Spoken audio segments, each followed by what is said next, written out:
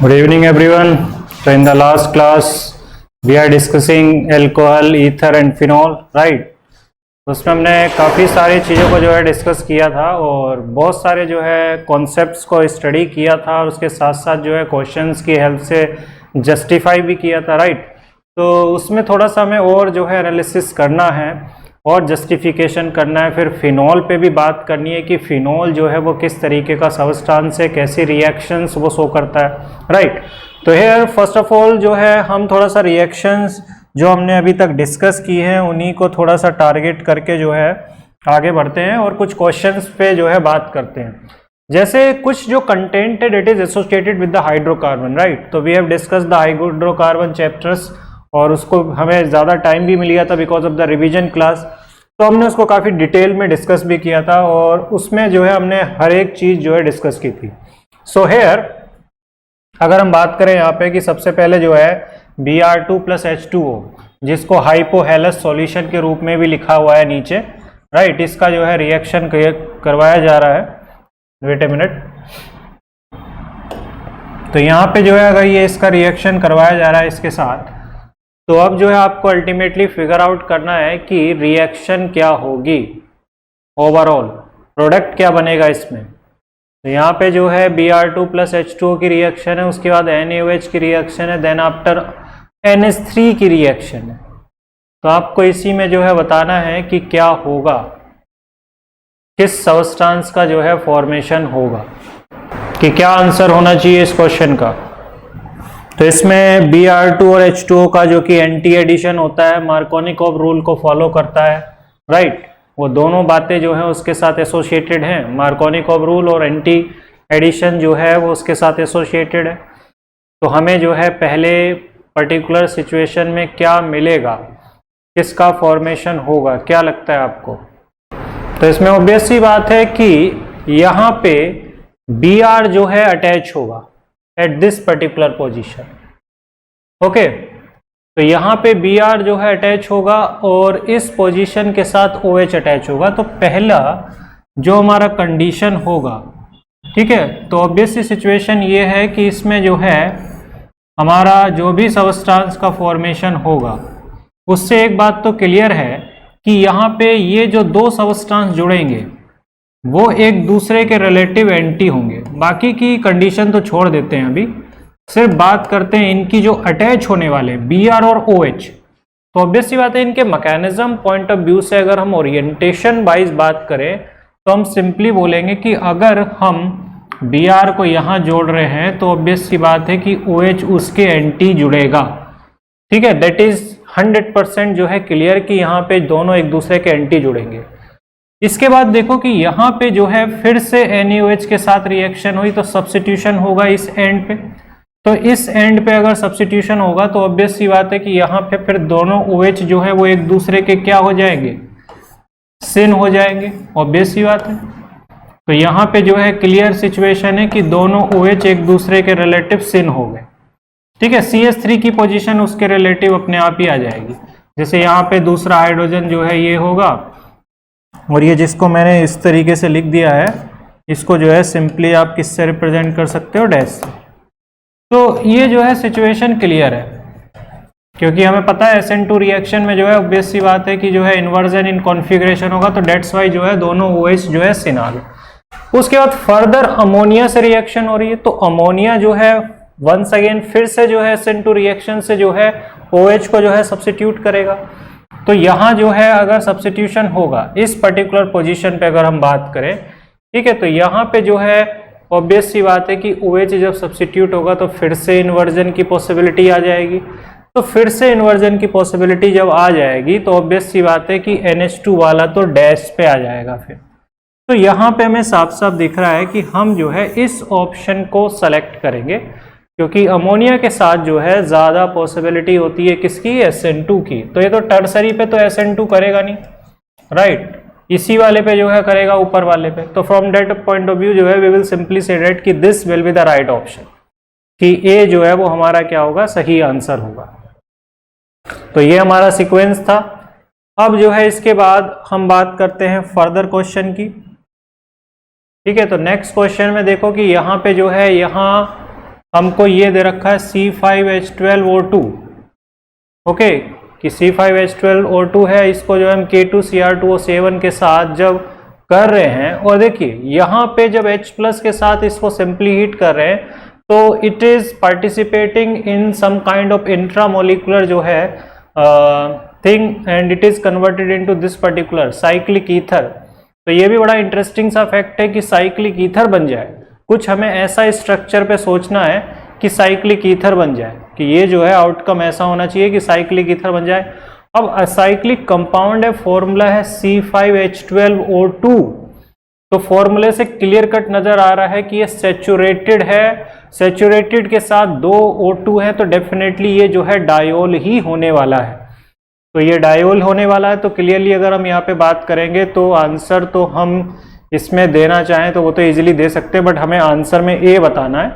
तो ये तो एक डायोल होने वाला है, और इस डायोल में भी जो है हमें जहाँ तक क्लियरली नजर आ रहा है कि किस तरीके का स्ट्रक्चर होगा या क्या बनेगा इसमें, तो आपको जो है क्लियरली साफ साफ दिख रहा है कि यहाँ से अगर आप इसको ब्रेक करोगे, ठीक है, दोनों तरफ ही OH देना है, तो इसका स्ट्रक्चर तो मैं आपको बता देता हूँ।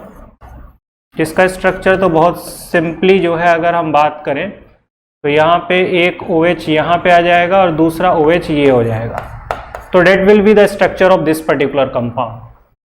अब देखो इसका हम ऑक्सीडेशन कर रहे हैं, अब इसका ऑक्सीडेशन कर रहे हैं K2Cr2O7 से, तो इसने जो है इसको ऑक्सीडाइज किया, और ऑक्सीडाइज करके जो है इसने इसको कन्वर्ट कर दिया किसमें, C5H8O3 में।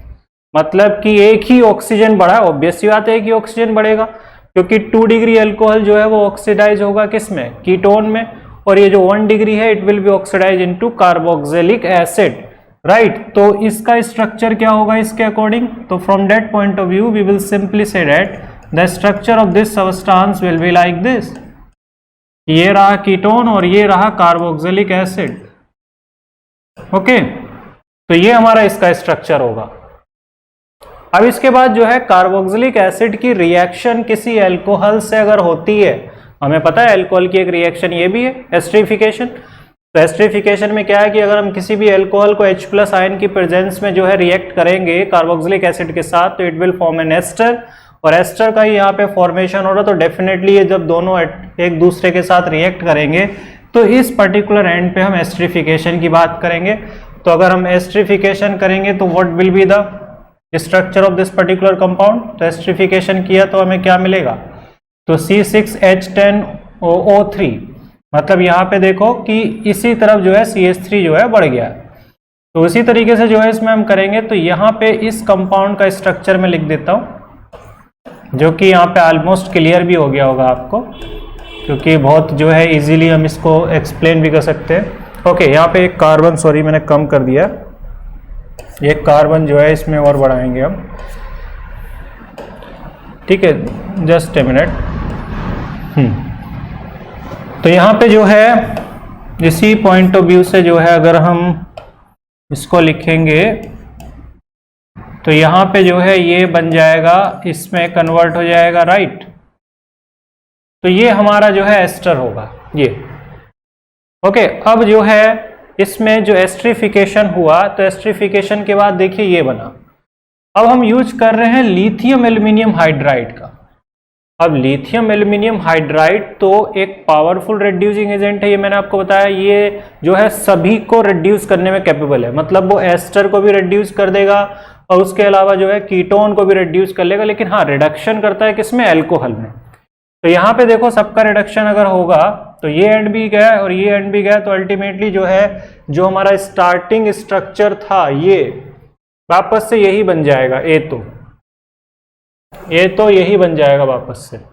और ये जो है मैं ऑलरेडी लिख भी चुका हूं, तो ये किससे मैच कर रहा है, ऑप्शन डी से।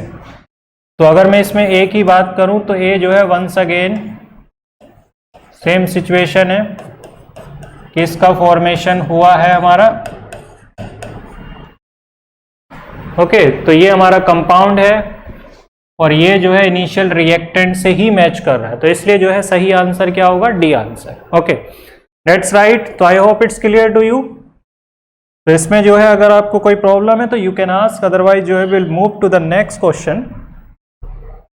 अब देखिए ये क्वेश्चन है जो कि एथर क्लीवेज से भी इंस्पायर्ड है, और उसके साथ साथ ये क्वेश्चन इसलिए भी इंटरेस्टिंग होते हैं क्योंकि ये एल्डिहाइड और कीटोन से थोड़ा सा एसोसिएटेड है, और एसोसिएटेड ऐसे है कि अगर सेम कार्बन एटम से दो ईथर लिंकेज हो, ठीक है, just focus on my word, I am saying that कि if a carbon atom have two ether linkage directly connected to it, ठीक है, एक कार्बन एटम से डायरेक्टली दो एथर लिंकेज हो, तो ऐसे सिचुएशन में इन पर्टिकुलर कंपाउंड को हम बोलते हैं एसीटल। इनको जो है क्या बोला जाता है, एसीटल बोला जाता है। तो वैसे तो इसका एक शॉर्टकट है, शॉर्टकट की सिचुएशन की अगर हम बात करें कि दोनों को यहां से तोड़ के, ठीक है, कार्बोनाइल ग्रुप लगा देंगे सीधे, और जिन ऑक्सीजन से इसको तोड़ रहे हैं उसको जो है हाइड्रोजन दे देंगे। तो यहां से इसको तोड़ेंगे और यहां से तोड़ के इन ऑक्सीजन को दे देंगे H। तो अल्टीमेटली जो है अगर मैं इसमें बात करूं तो ये तो तुम्हारा सिंपली हो गया ये OH, ओके, और ये जो है तुम्हारा जिससे मैंने दोनों बॉन्ड तोड़े हैं तो इसको दे दिया मैंने कार्बन ऑक्सीजन डबल बॉन्ड, और ये जो OCH3 निकाला है ये हो गया मेरा CH3OH। तो ये तो मेरा आउटकम हो गया, ठीक है, समझने के लिए सिंपली। तो आंसर तो जो है क्लियर हो गया तुम्हें कि आंसर तो ये होगा। लेकिन अगर हम बात करें मैकेनिज्म ओरिएंटेड की कैसे जो है ये सिचुएशन होगी, तो आप इसको कहीं से भी शुरुआत कर सकते हैं, there is no issue in that. यहाँ पे जो है आप कैसे भी इसको शुरू कर लीजिए। तो इसमें जो है आप इसको ईथर क्लीवेज के थ्रू जो है समझ सकते हैं। तो ईथर क्लीवेज के थ्रू जो है सिंपली आपको क्या करना है, जैसे H+ आयन जो है फर्स्ट ऑफ ऑल जैसे आपने अटैक करवाया at this particular situation, right. तो इस सिचुएशन पे जैसे अटैक करवाया, तो इस सिचुएशन पे अटैक करवाएंगे H+ आयन का, तो first of all it will convert into this particular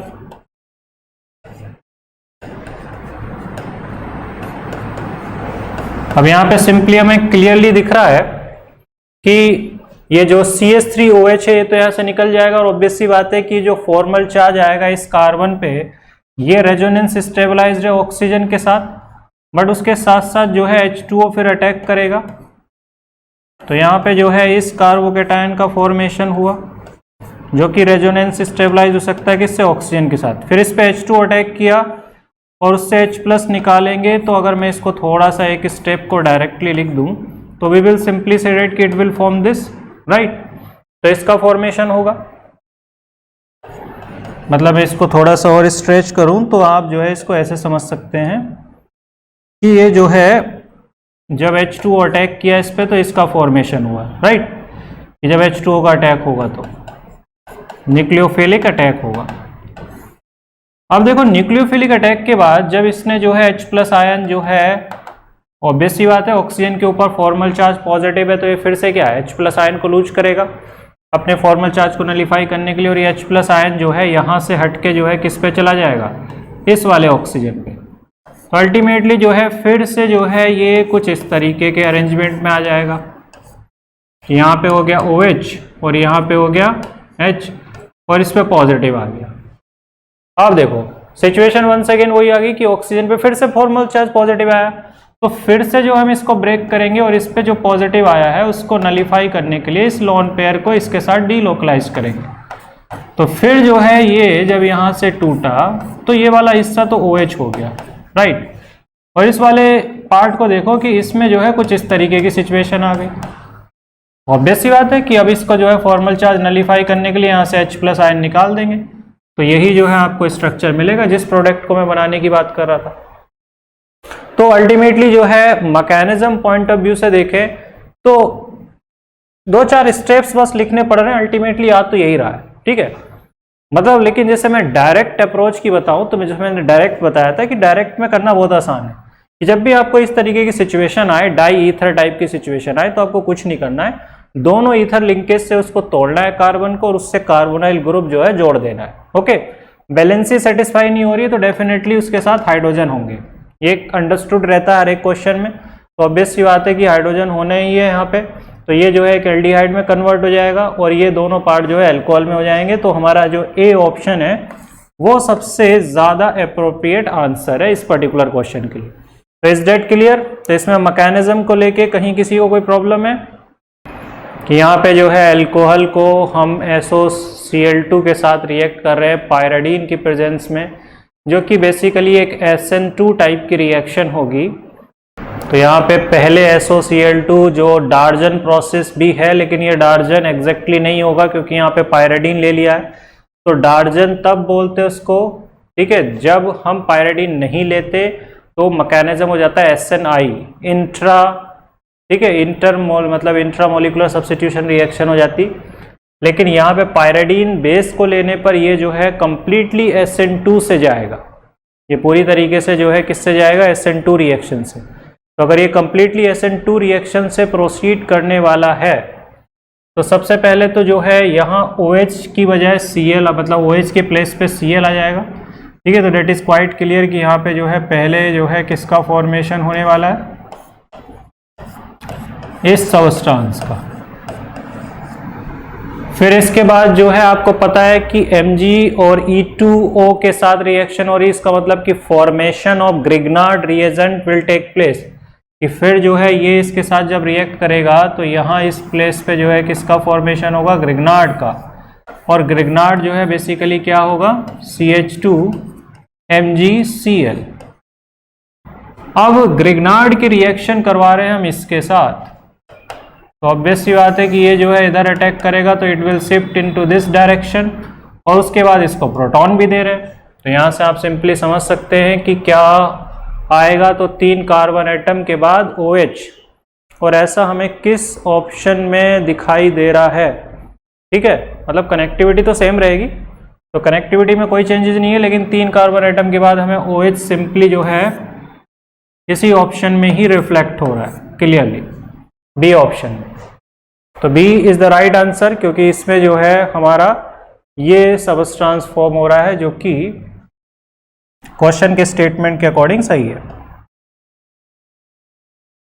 अब आते हैं इस क्वेश्चन पे, थोड़ा सा बेटर क्वेश्चन है और थोड़ा सा इंटरेक्टिव भी है।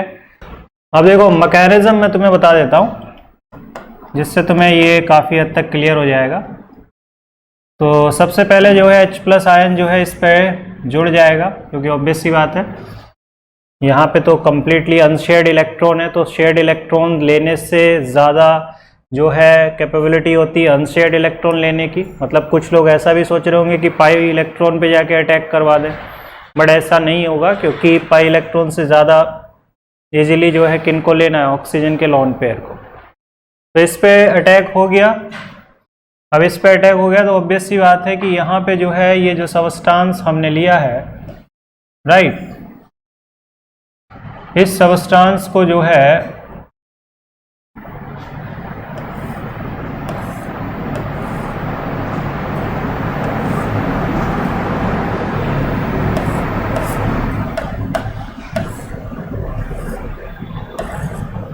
कुछ इस तरीके से अब जो है हमें ये नजर आएगा।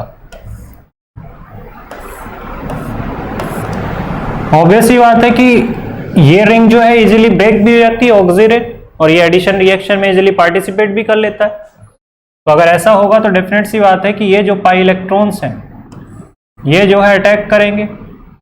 अब अगर ये अटैक करेंगे तो किधर जो है हम इनको अटैक करवाएं, वैसे तो किसी भी साइड पे करवा सकते हैं, लेकिन यहाँ पे जो है सिंपली हम इसी तरफ करवाएंगे, क्योंकि यहाँ जो है कार्बोकेटायन जो है ज़्यादा स्टेबल बन सकता, तो ये जो है इधर चला जाएगा, राइट। तो अगर ऐसा होगा तो ऑब्वियस सी बात है कि ये जो है दोनों रिंग में कंप्लीट हो गए, पॉजिटिव चार्ज उधर शिफ्ट हो गया, राइट। तो यहाँ पे जो है सिंपली हमें क्या दिख रहा है, तो यहाँ पे सिंपली हमें ये दिख रहा है कि ये जो कंपाउंड था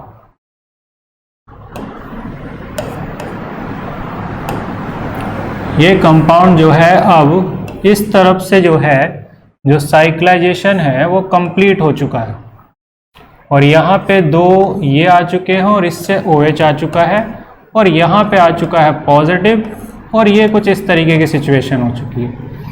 तो ऑब्वियस सी बात है कि अब जो है ये पॉजिटिव किस पे अटैक कर देगा, उस पर्टिकुलर पाई बॉन्ड पे। तो अगर ये इस पे अटैक करेगा तो ऑब्वियस सी बात है कि यहाँ पे भी फिर से साइक्लाइजेशन कंप्लीट हो गया। तो अब तो जो है हम आसानी से दोनों रिंग को कंप्लीट करके लिख सकते हैं, तो यहाँ पे ये आ गया, इस पे ये आ गया, और ऑब्वियस सी बात है कि यहाँ पे अगर ये इस पे जुड़ा है तो पॉजिटिव चार्ज यहाँ आ गया होगा, तो ये टर्सरी कार्बोकेटायन है।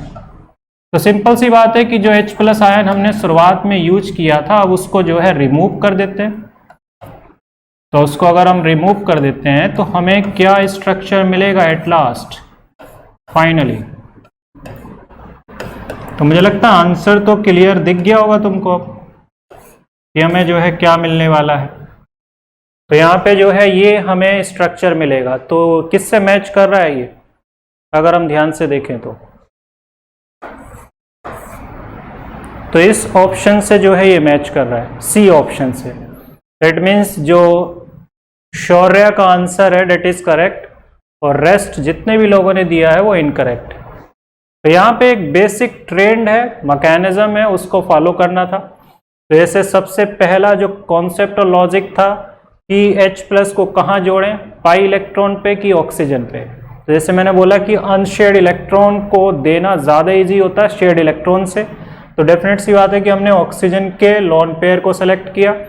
अब 3 की रिंग जो इजीली टूट जाती है तो तोड़ें किधर से, तो इधर से तोड़ेंगे, कार्बोकेटायन बनाएंगे, क्योंकि टर्सरी कार्बोकेटायन ज़्यादा स्टेबल होता है। तो ऑब्वियस सी बात है कि यहाँ पे कार्बोकेटायन आएगा, तो यहाँ पे जो कार्बोकेटायन आएगा उसको स्टेबलाइज कैसे करें फिर, तो इसको स्टेबलाइज जो है कैसे करेंगे, तो ऑब्वियस सी बात है कि ये जो है पाई इलेक्ट्रॉन जो है इसको डोनेट किए, इसको पाई इलेक्ट्रॉन डोनेट किए तो पॉजिटिव चार्ज यहाँ ऊपर शिफ्ट हो गया। ऑब्वियस सी बात है इस पॉजिटिव चार्ज को फिर कैसे स्टेबलाइज करें, तो इसको जो है इसके साथ डोनेट किए, ठीक है। तो ये जो है 6 की रिंग भी बना सकता था, 5 की, क्योंकि दोनों तरफ जो है सिमिलरिटी नजर आ रही है, लेकिन हमें पता है कि 6 की रिंग ज्यादा स्टेबल होती है, तो इसलिए जो है हमने उसको सेलेक्ट किया। तो ये जो है इधर पॉजिटिव आ गया। फिर उसके बाद जो है डबल बॉन्ड को रिस्टोर करने के लिए जो इनिशियली हमने H+ आयन यूज किया था उसको निकाल दिया, क्योंकि हम हीट भी कर रहे हैं इसमें। तो अल्टीमेटली जो है इसलिए सी जो है वो सबसे ज्यादा बेटर आंसर है। ओके, अब जो है इसके बाद हम फर्दर मूव करते हैं इस क्वेश्चन पे, और ये भी काफी इंटरेस्टिंग क्वेश्चन है, क्योंकि ये जो है आपके पिछले चैप्टर की एबिलिटी भी चेक करेगा। तो डिहाइड्रेशन ऑफ एल्कोहल से थोड़ा इंस्पायर्ड है। ओके, तो इसमें जो है क्या लगता है, पहले हम कॉन्सेंट्रेटेड सल्फ्यूरिक एसिड के साथ हीट कर रहे हैं इस पर्टिकुलर स्ट्रक्चर को, तो क्या लगता है आपको कि क्या बनेगा इसमें, किसका फॉर्मेशन हो सकता है। तो कॉम्प्लिकेटेड सिचुएशन उतनी ज़्यादा नहीं है, अगर आप स्टेप बाय स्टेप इसमें फॉर्मेशन लिखेंगे तो आप इसको विद इन 1 मिनट सॉल्व कर सकते हैं, अगर आप स्टेप बाय स्टेप लिखेंगे तो, ठीक है। एक्सप्लेनेशन करने में तो टाइम जाएगा, क्योंकि ऑब्वियस सी बात है कि मैं एक्सप्लेन कर रहा हूँ तो इट विल टेक टाइम कि कैसे चीज़ें हो रही हैं। बाकी डायरेक्टली अगर हम अपनी अंडरस्टैंडिंग पे इसको सॉल्व करेंगे तो इसको इजीली हम सॉल्व कर सकते हैं। तो बेसिकली क्या है कि यहाँ पे अगर हम बात करेंगे तो मुझे लगता है कि अगर किसी को यहाँ तक क्लियर नहीं है ए ऑप्शन तक, तो उनको मैं बता दूं कि यहाँ पे ए जो है वो आपको जो है फॉर्मेशन करेगा किसका, टाउलिन का, कि ए जो है वो टाउलिन है। टाउलिन इन द सेंस कि अगर हम बात करें तो बेंजीन के ऊपर CH3 ग्रुप होगा। तो ये तो ए का स्ट्रक्चर है, क्योंकि ये 3 OH हमें दिख रहे हैं, तो तीनों डिहाइड्रेशन में जाएंगे, रिंग एक्सपेंशन होगा, और एक्सपेंशन होके जो है अल्टीमेटली जो है कन्वर्ट हो जाएगा किसमें, टाउलिन में। तो ये तो हमारा ए का स्ट्रक्चर है। अब टाउलिन जो है फिर फिडेलक्राफ्ट एसाइलेशन में जा रहा है, क्योंकि हमने एनहाइड्राइड का यूज किया है, तो एनहाइड्राइड और AlCl3 के साथ ये जो रिएक्शन है इसको हम बोलते हैं फिडेलक्राफ्ट एसाइलेशन। तो फिडेलक्राफ्ट एसाइलेशन में अगर ये जाएगा तो ऑब्वियस सी बात है कि ये जो है फॉर्मेशन करेगा किसका, इस पर्टिकुलर स्ट्रक्चर का, CH3 C double bond O CH3। इसके बाद ये मतलब B है हमारा। अब इस B को हम KMnO4 और OH माइनस आयन के साथ हीट कर रहे हैं। तो यहाँ पे अगर हम इसको हीटिंग कर रहे हैं, और हीटिंग जो है यहाँ पे काफी जो है मतलब स्ट्रॉन्ग हीटिंग होती है, और स्ट्रॉन्ग हीटिंग का बेंजीन की रिंग पे तो कोई फर्क नहीं पड़ता, पर लेकिन इसके अलावा जो उसके साइड में जितने भी हमारे सबस्टांसेज हैं, ओके, उनको ये कैपेबिलिटी रखता है ऑक्सीडाइज करने, लेकिन उसमें भी ध्यान रखना होता है कि टर्शरी ग्रुप ना हो, मतलब जो है CH ग्रुप की प्रेजेंस हो, उसके अलावा COH हो या C डबल बॉन्ड O हो, इस तरीके का हो सकता है जैसे इसमें है, ठीक है। तो जैसे इसमें बताया प्रेमराज ने, ठीक है, और पता नहीं उसने वो लॉजिक यूज किया था कि नहीं किया था, ठीक है। और शौर्या ने जो लॉजिक यूज किया उसमें जो है बेसिकली उसने ये सोच लिया कि हम जो है कीटोन का ऑक्सीडेशन नहीं कर सकते। दैट इज ट्रू कि कीटोन का ऑक्सीडेशन नहीं हो सकता, बट नॉट ऑलवेज।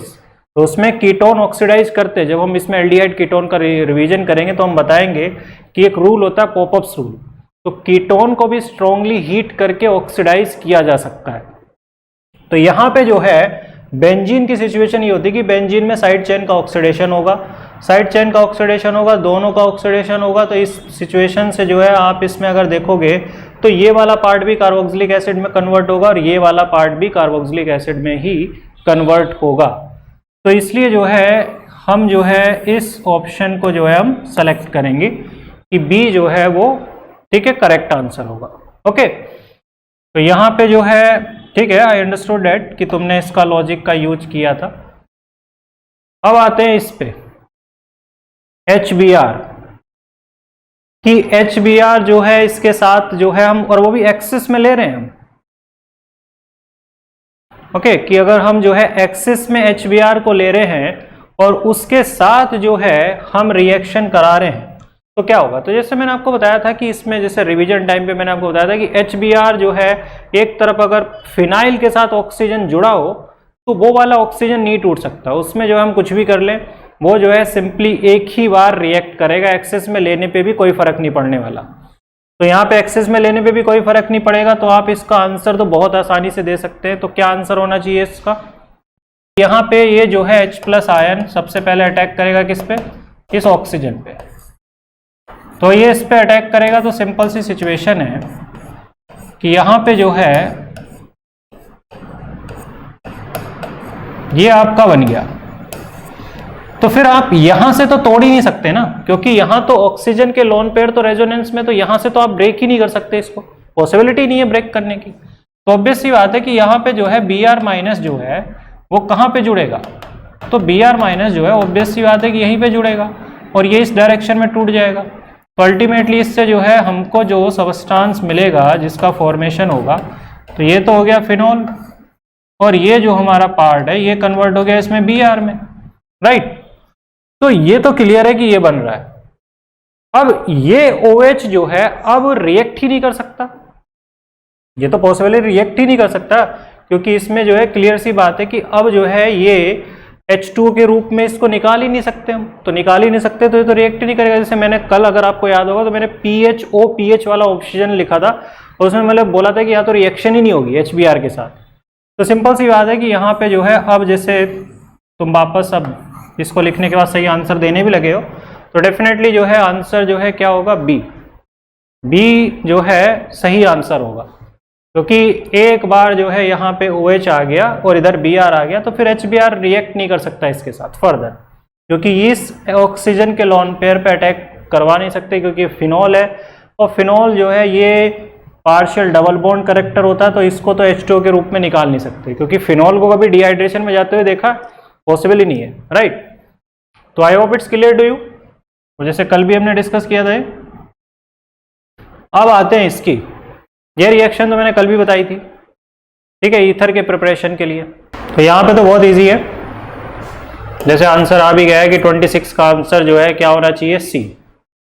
इजीली जो है ईथर बना सकते हैं Ag2O के साथ। अगर हीट करेंगे अल्काइल हैलाइड को तो ये जो है ईथर का फॉर्मेशन करता है और सिल्वर हैलाइड। ओके, तो काफ़ी लोगों का आंसर इसका सही आ रहा है और ये तो खैर सबसे इजी भी था, तो इसको इजीली जो है कोरिलेट करके आंसर क्रिएट भी कर सकते थे। अब यहाँ पे देखो, यहाँ पे जैसे 1 मोल HI को यूज कर रहे हैं और हमने इस पर्टिकुलर ईथर को लिया हुआ है कि जब हम ऑक्सीजन पे H+ को जोड़ देते हैं तो फिर जोड़ने के बाद हम देखते हैं कि तोड़ा जाए कि ना तोड़ा जाए, और तभी तोड़ेंगे जब कार्बोकेटायन स्टेबल बनेगा, नहीं तो फिर बिना तोड़े ही सब्स्टिट्यूशन करवाते हैं, फिर वो SN2 से जाता है। तो यहाँ पे तो हमें साफ साफ दिख रहा है कि इस तरफ से जो है इसको तोड़ देंगे, ओके, तो इस तरफ से टूट जाएगा, तो ये तो टर्सरी कार्बोकेटायन क्लियरली दिख रहा है साफ साफ। जो कि स्टेबल है, और दूसरा वाला हिस्सा जो है ये किस में कन्वर्ट होकर निकल गया, एल्कोहल में। अब बचता है ये I माइनस, जो कि इजीली जो है कहाँ जुड़ जाएगा, इसके साथ, राइट। तो ये जो है बन जाएगा दिस पर्टिकुलर स्ट्रक्चर, राइट। तो इसलिए जो है हमारा सही आंसर जो है इसमें क्या होगा, बी आंसर। अब जो है फर्दर, जैसे देखो ये क्वेश्चन आ गया HI एक्सिस में, इसमें जो है पूछा जा रहा है कि which of the following is major product, जो साइक्लोहेक्सेन पे 3 OH आएंगे, क्योंकि पहला मोल जब रिएक्ट करेगा तो इसमें क्लियर है कि ऑक्सीजन तो जो है किसके साथ जाएगा, पीएच के साथ, सभी में, विदाउट एनी डाउट। ठीक है, यहां तो एकदम क्लियर है कि इसमें ऑक्सीजन जो है वो सब इसी के साथ जाएगा, मतलब ये फिनोल में कन्वर्ट होगा तीनों पार्ट, और इन तीनों के साथ जो आयोडीन आएगा। तो ऑब्वियस सी बात है कि हमारा जो है करेक्ट आंसर जो है कौन सा होगा, ए वाला। तो A will be the correct answer. तो ये भी जो है इसमें क्लियर हो गया होगा। अब देखो, तो ये क्वेश्चन है, तो इसमें जो है पूछा जा रहा है कि कौन सा ईथर जो है वो हाइड्रोलाइज हो जाएगा, मतलब किसको हम तोड़ सकते हैं, किस ईथर क्लीवेज को ब्रेक किया जा सकता है। तो ईथर क्लीवेज को ब्रेक करने का मतलब सिंपल सी बात है कि कार्बोकैटायन बना सकते हैं कि नहीं बना सकते। अल्टीमेटली वो यही पूछ रहा है कि किसमें कार्बोकैटायन जो है बन सकता है। ठीक है, तो फोर्थ जो है that is the right answer, कि वो राइट आंसर है। तो इसमें जो है अगर हम बात करेंगे कि यहाँ पे तो कार्बोकैटायन हम किसी पे भी नहीं रख सकते, क्योंकि पीएच पे हम चाहे चार्ज रखें चाहे रेडिकल रखें, दोनों ही कंडीशन अनस्टेबल होती है। यहाँ पे इधर तो रख नहीं सकते। इधर की बात करेंगे तो हमें पता है कि ब्रेडिट्स रूल के अकॉर्डिंग जो है ब्रिजहेड कार्बन पे जो है चार्ज, पॉजिटिव चार्ज नहीं रख सकते हैं, हाइब्रिडाइजेशन चेंज हो जाएगा। ठीक है, स्ट्रेन डेवलप हो जाएगा। ओके, तो ऑब्वियस सी बात है कि यहाँ पे इसलिए नहीं रख पाएंगे क्योंकि ये जो है ब्रिजहेड कार्बन एटम है। ओके, इसको ब्रेडिट्स रूल बोलते हैं। तो इसी वजह से टॉटोमेरिज्म भी नहीं कर पाते हैं इस वाले हाइड्रोजन सॉरी। तो यहाँ पे जो है देखो कि इसमें जो है हम ट्रिपल बॉन्डेड कार्बन पे नहीं रख सकते पॉजिटिव चार्ज, ऑब्वियस सी बात है। तो ये तो ऑप्शन से इसलिए चले गए। तो 3 जैसे ऑलरेडी क्लियर हो गए। अब जो है यहाँ पे देखो ये तो टर्सरी कार्बोकैटायन बन जाएगा, तो इसको तो इजीली बना सकते हैं। तो ये हाइड्रोलाइसिस में चला जाएगा। तो इसलिए जो है सही आंसर जो है क्या होगा, डी होगा। ओके, तो यहाँ पे जो है इस तरीके की पॉसिबिलिटी है, सो हमने इस आंसर को सेलेक्ट किया। अब देखो ये जो क्वेश्चन है ये थोड़ा सा इंटरेस्टिंग भी है, क्योंकि इसमें जो है 2-3 चीजें यूज हो रही है। 2-3 चीजें इसलिए यूज हो रही है क्योंकि ये जो है क्वेश्चन के थ्रू ही इसको एक्सप्लेन करना था। सबसे पहली बात तो ये कि जब भी हम किसी कार्बोनाइल कंपाउंड को किसी मेटल के साथ रिएक्ट कराते हैं, और स्पेशली इसके साथ, इनफैक्ट जो है आप कोई दूसरी मेटल्स भी ले सकते हैं एक्टिव मेटल्स में, तो मेटल की रिएक्शंस जो है बहुत ही सिंपल सा इनका कॉन्सेप्ट है मेटल की रिएक्शंस का, कि इनका काम है जो है रेडिकल का फॉर्मेशन करना। तो ये जो मेटल है Mg, जिसके पास 2 इलेक्ट्रॉन देने की कैपेबिलिटी है, ये 1 इलेक्ट्रॉन तो देगा इसको और दूसरा इलेक्ट्रॉन देगा इसको। तो इससे जो है यहाँ पे रेडिकल एनायन का फॉर्मेशन होगा, कि जब ऐसा होगा तो ऑब्वियस सी बात है कि यहाँ पे जो है आपके ये जो सबस्टांस हैं ये किस में कन्वर्ट हो गए, रेडिकल एनायन। ऑक्सीजन के ऊपर नेगेटिव और इनके ऊपर रेडिकल। फिर ये आपस में जो है कपलिंग करेंगे दोनों मॉलिक्यूल, और कपलिंग करने के बाद जो है ये फॉर्मेशन करते हैं किसका, विस डायोल का। तो अभी तो जैसे O- का फॉर्मेशन हुआ, और फिर उसके बाद जैसे इसमें लिखा हुआ है कि इसको जो है डाइल्यूट H2SO4 के साथ लेंगे, तो ये जो है जनरली कन्वर्ट हो जाएगा किसमें, विस डायोल में। अब देखो ये मैंने दोनों ग्रुप इसलिए छोड़ दिए क्योंकि इसमें जो है कुछ भी हो सकता है। जैसे यहाँ पे क्या है, CH3 और PH है, राइट। तो क्लियर है कि यहाँ पे इसके लिए अगर मैं लिखूंगा इसको, तो CH3 और PH लिख देता हूं मैं। अब क्या है कि क्वेश्चन यहीं पे खत्म नहीं होता, क्योंकि विस डायोल की जब हम बात करते हैं तो विस डायोल जो है एक स्पेसिफिक रिएक्शन शो करते हैं, ठीक है, जब हम उसको एसिड्स के साथ लेते हैं, डेट इज पिनाकोल पिनाक्लोन रिएक्शन, उसको पिनाकोल पिनाक्लोन रीअरेंजमेंट भी बोलते हैं।